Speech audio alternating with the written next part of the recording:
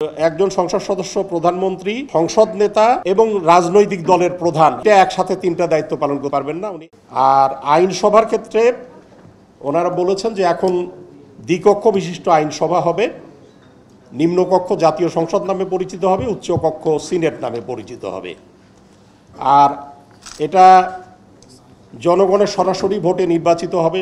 এগুলোতে মোট 400 আসনের কথা বলা হয়েছে। তার মধ্যে সাধারণ আসন থাকবে 300, সংরক্ষিত আসন থাকবে 100, যেটা হয়তো একাধিক, হয়তো 3টা করে জেলা নিয়ে একটা করে আসন হতে পারে।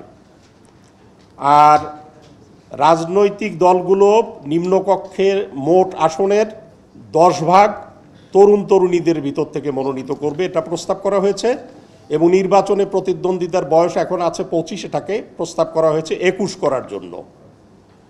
আর ডেপুটি স্পিকার 2 জন থাকবেন, এদের মধ্যে একজন বিরোধী দল থেকে মনোনীত হবেন। আর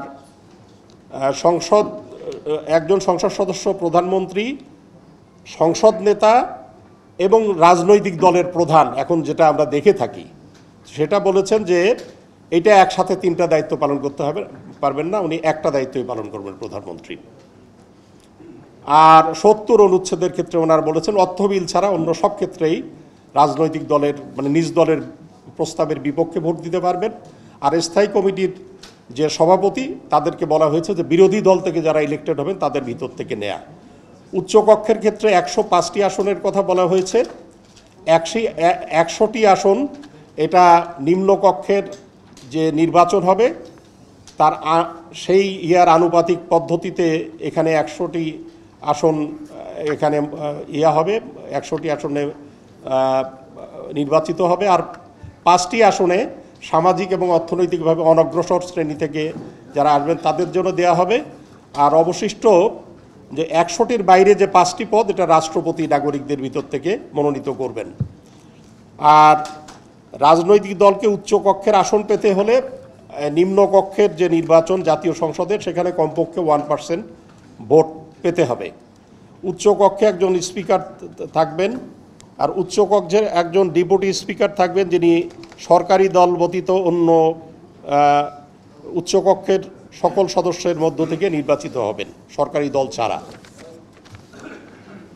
এখানে সংবিধান সংশোধনীর ক্ষেত্রে আগে ছিল 2/3 ভোটের, এখানে বলা হয়েছে যে প্রথমত উভয় কক্ষের 2/3 ভোটে সংশোধনী প্রস্তাবটি অনুমোদিত হবে, এরপরে আবার বলা হয়েছে তারপরে গণভোটে যাবে। এটা আন্তর্জাতিক চুক্তির ক্ষেত্রে জাতীয় স্বার্থ এবং রাষ্ট্রীয় নিরাপত্তা প্রভাবিত করে এমন আন্তর্জাতিক চুক্তি সম্পাদনের পূর্বে উভয় পক্ষের লাগবে, অনুমোদন লাগবে। আর এখানে অভিশংসনের ক্ষেত্রে রাষ্ট্রদ্রোহ, গুরুতর অসদাচরণ, সংবিধান লঙ্ঘনের জন্য রাষ্ট্রপতিকে অভিশংসন করা যাবে। প্রথমে প্রস্তাবটি নিম্নকক্ষে পাশ হবে, তারপরে এটা উচ্চকক্ষে আসবে। আর নাগরিকদের নির্বাহী কর্তৃত্ব এটা প্রধানমন্ত্রীর নেতৃত্বে মন্ত্রিসভা দ্বারা প্রয়োগ হবে। আর বিশেষ কার্যাবলী ছাড়া এখানে কিছু কথা বর্ণনা করা আছে। এইটা ছাড়া অন্যান্য কাজগুলো সংবিধানে যেটা এটা ছাড়া প্রধানমন্ত্রীর পরামর্শে অন্যান্য কাজগুলো করবেন রাষ্ট্রপতি।